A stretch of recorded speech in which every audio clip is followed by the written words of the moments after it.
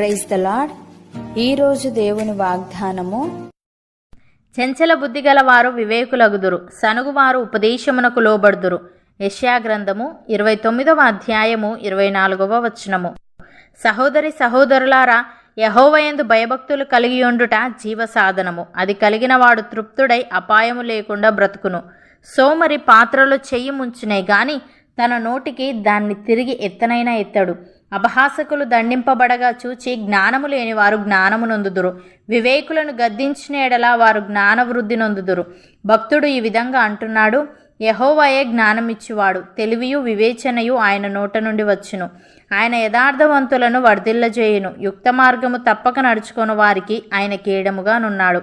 న్యాయము తప్పిపోకుండా ఆయన కనిపెట్టును, తన భక్తుల ప్రవర్తనను ఆయన కాచును అని.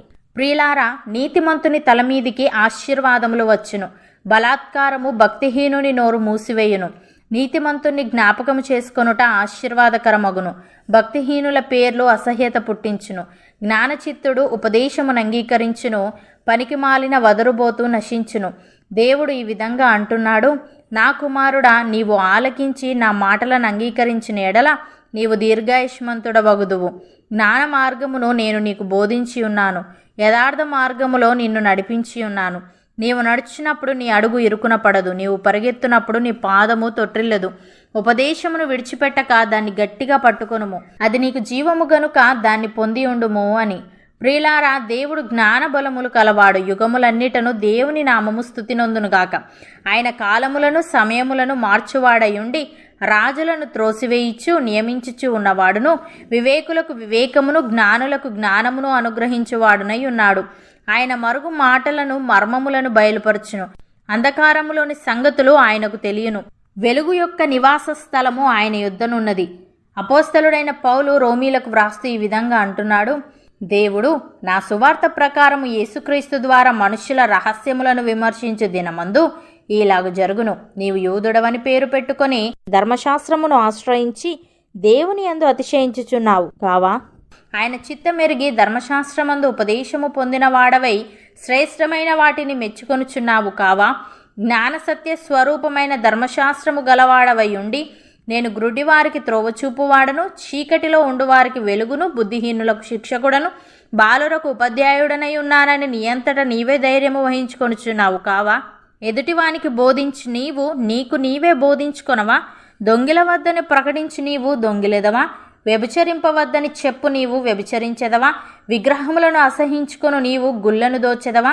ధర్మశాస్త్రమందు అతిశయించు నీవు ధర్మశాస్త్రము మీరుట వలన దేవుణ్ణి అవమానపరచెదవా?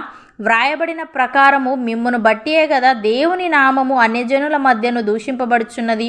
నీవు ధర్మశాస్త్రమును అనుసరించి ప్రవర్తించు వాడవైతివా? సున్నతి ప్రయోజనకరమగును గాని ధర్మశాస్త్రమును అతిక్రమించు వాడవైతివా? నీ సున్నతి కాకపోవును.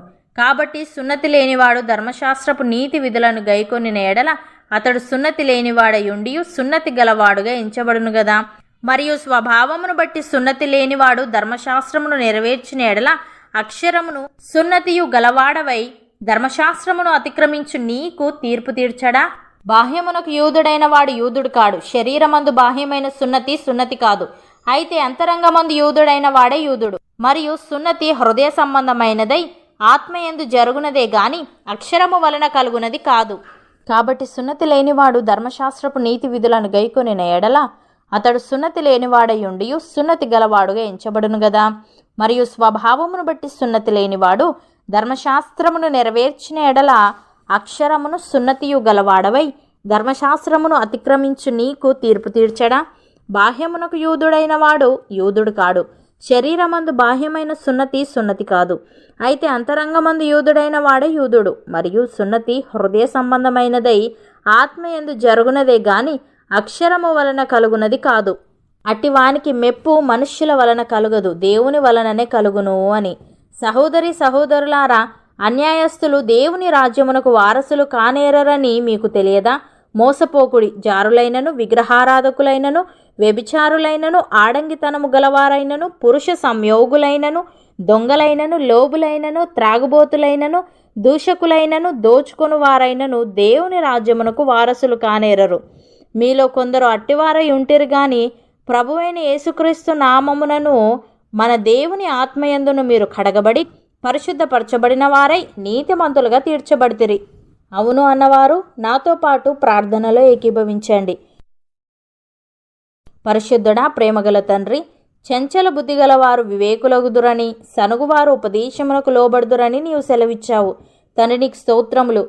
దేవా, మేము నీ యందు భయభక్తులు కలిగి యుక్త మార్గము తప్పక నడుచుకునే వారంగా ఉండుటకు సహాయము దయచేయమని, నీ జ్ఞానము చేత తెలివి చేత మమ్ములను నింపి అనేకులకు ఆశీర్వాదకరముగా మార్చమని, నీ రాజ్య వారసులుగా ఉండే భాగ్యము మాలో ప్రతి ఒక్కరికి దయచేయమని యేసుక్రీస్తు నామమున ప్రార్థిస్తున్నాము తండ్రి. ఆమెన్.